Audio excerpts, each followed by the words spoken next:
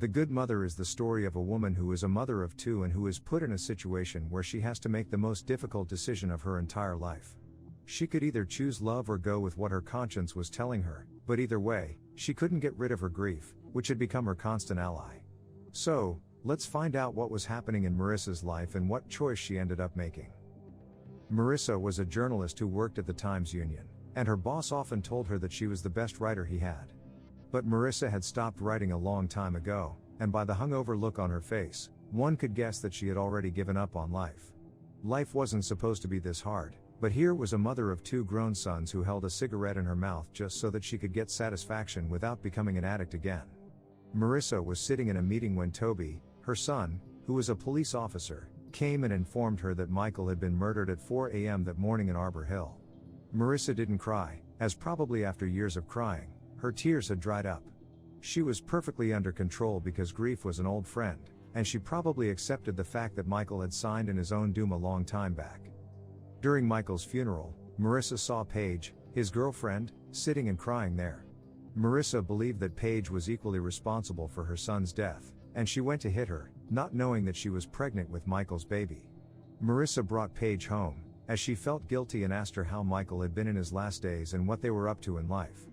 Paige told Marissa that she, Michael, and their common friend Ducky were going to buy a farm and get rid of their addiction and start afresh. Paige believed that now their lives would come back on track when suddenly, one night, Michael received a call, and he rushed out of the house, only to be shot dead on the street by some unknown man. Paige went back to her home, and she found out that in Michael's leather bag, there were 2 small plastic bags with drugs in them.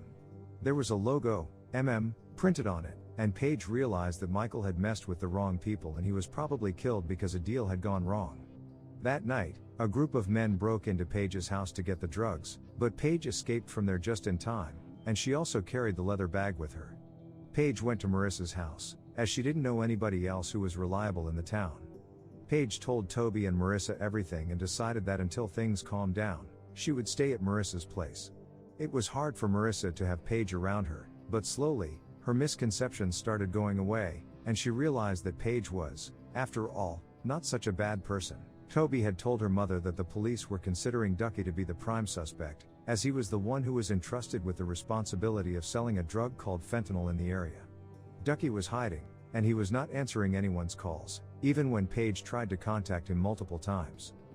Paige had posted on social media about her partner's demise, and she had asked people to approach her if they knew anything about it that would lead her to find the killer. One guy named Jeremy contacted her and told her that his grandfather had seen Michael in front of his house that night. Marissa and Paige met Jeremy's grandfather, but they didn't get a lot of information from him. One day, when Marissa was coming back from her AA meeting, she spotted Ducky at the safe injection site, and she followed him.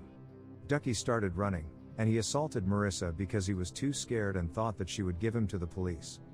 When Marissa regained consciousness, she found Ducky sitting right in front of her, and she asked him why he had killed her son. Ducky told Marissa that he was her son's best friend and that he would never do such a thing. He said that a man who had a tattoo on his hands and who owned a white truck had shot him dead. Something inside Marissa told her that Ducky was not lying, and she went to Toby's and told him everything about it. Toby went searching for Ducky, as he was convinced that the man had killed his brother, but he couldn't find him there.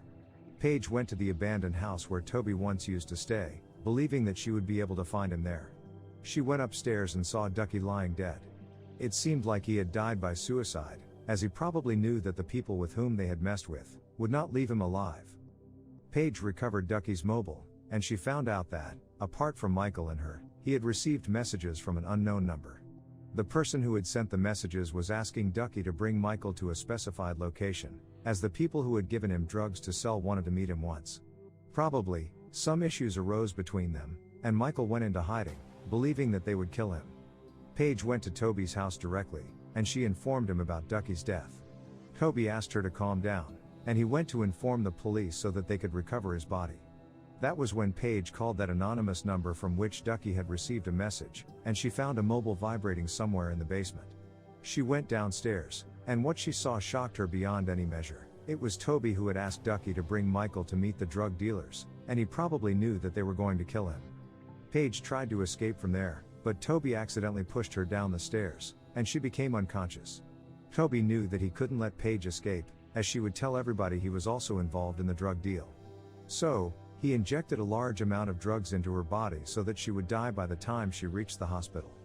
He knew that Paige had a history of drug abuse, so it wouldn't be very difficult to frame her like that. Meanwhile, Marissa, in The Good Mother, found out that one of the packets of drugs that were kept inside the leather bag was missing. She called Toby to tell him about it, and that was when he told her that it was Paige who had taken it and that she had started using it again. Though the doctors made sure that Paige delivered her baby, they weren't able to save her. Toby thought that now nobody would be able to know about his involvement in the entire thing, but fate had something else planned for him. Gina was cleaning her basement when she found Paige's locket behind the stairs with some blood on it. She didn't know what to think of it, so she went to Marissa and told her everything. Marissa decided that she would follow Toby and see for herself what he was up to. Toby came to meet Marissa, and he took the leather bag in which the other packet of drugs was kept. Marissa went after him, and she saw that he met the same guy with a tattoo on his hands and handed him over the leather bag. The guy left, and that was when Marissa went and met her son. Toby started crying as he realized that there was no point in hiding the truth. Toby finally revealed in The Good Mother that Michael, after he got to know what was inside the packet, decided that he would not sell it and was not ready to give it back either. Toby told his mother that he couldn't do anything, as that was the fate Michael chose for himself. Marissa went back, and after ages, she decided that she would write an article. She wrote whatever had happened between Michael and Toby and handed it over to her boss so that he could get it published. Marissa's boss advised her that she should take something and think about what she was doing. Publishing an article meant that Toby would be charged for his involvement in the entire drug scandal and would also end up losing his job if the charges were proven. Marissa took her article, and she went back to her home. Marissa didn't know what she should do as, on one hand, she wanted to honor the memory of her dead son, and on the other, she knew that if she did that, she would be ruining the life of her second son. During The Good Mother's ending, we see Marissa light that cigarette that she used to carry with her, and I believe that she mustered the courage to let the truth get out in the open. It would have been the hardest decision for her as a mother, as she knew what would happen to Toby from there on. Marissa had tried to convince herself not to get her article published, but I believe that something inside her stopped her from doing so. Marissa was aggrieved when she found out that she had been deceived by her own son. Toby said that he didn't have any option, and Marissa wouldn't have denied it, but the fact that he kept on playing the innocent guy and pinning all the blame on Ducky was what hurt her the most. She lost her trust, and she started seeing Toby in a very different light. In the fight between selfish love and consciousness, the latter won, at least that was what I presumed, since we were never shown if the article had actually been published or not, and probably the best takeaway from the entire thing was that Marissa had once again started writing. Thanks for watching Real Recapped. Please hit the subscribe button so you can get notified for more videos like this.